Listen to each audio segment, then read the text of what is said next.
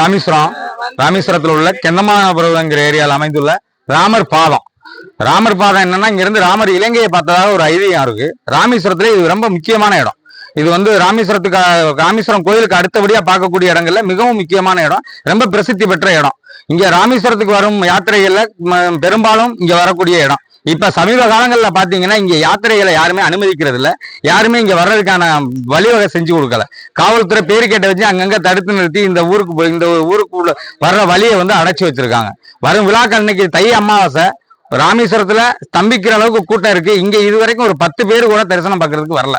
இதே மாதிரி வரும் விழா காலங்கள்ல எல்லா காலங்கள்லயுமே இதே மாதிரி பண்றாங்க, யாருமே வர்றதில்லை. இதுக்கு உள்ளூர் வாகன ஓட்டிகளும் சப்போர்ட்டிவா இருக்காங்க. உள்ளூர் வாகன ஓட்டிகள் கூட ஆட்டோ முதற்கொண்டு இங்க உள்ள வாகன ஓட்டிகள் யாருமே இந்த ராமரத்தை கொண்டு வந்து காட்டுறது இல்லை.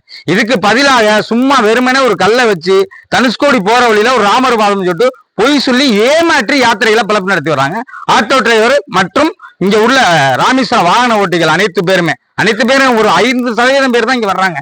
பாக்கி 95% பேர் வெறுமனே சும்மா ஒரு கல்லை உருவாக்கி அங்க இருக்க ராமர் பாதம், இது ராமர் பாதம் இல்லைங்கிறது திட்டமிட்டு சரி பண்ணி இதை வந்து இங்க வர விடாம பண்றாங்க. இங்க கிட்டத்தட்ட ஒரு 100-150 கடை இருக்கு. ஒரு 500 குடும்பங்கள் இதை வச்சு பிளப்பு நடத்தி வருது காலங்காலமா.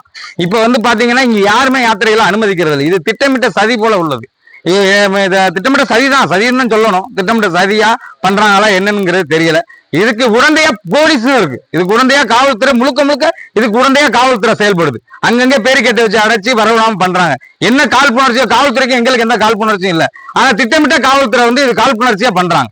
இங்க கேட்டா அதிகாரிகிட்ட கேட்கணும், இங்க உள்ள காவலர்கிட்ட போய் கேட்டா ஏன் அதை அடைச்சி வச்சுன்னு கேட்டா அதிகாரிகிட்ட கேட்கணும். அதிகாரிகிட்ட கேட்டா அதிகாரி போன எடுக்கிறது இல்ல. இது காலங்காலமா வரும் விழா காலங்கள்ல பூரா காவல்துறை திட்டமிட்டு இந்த செயலை பண்ணுது. இதுக்கு முழுக்க காரணம் காவல்துறை தான். ராசு என் பேரு.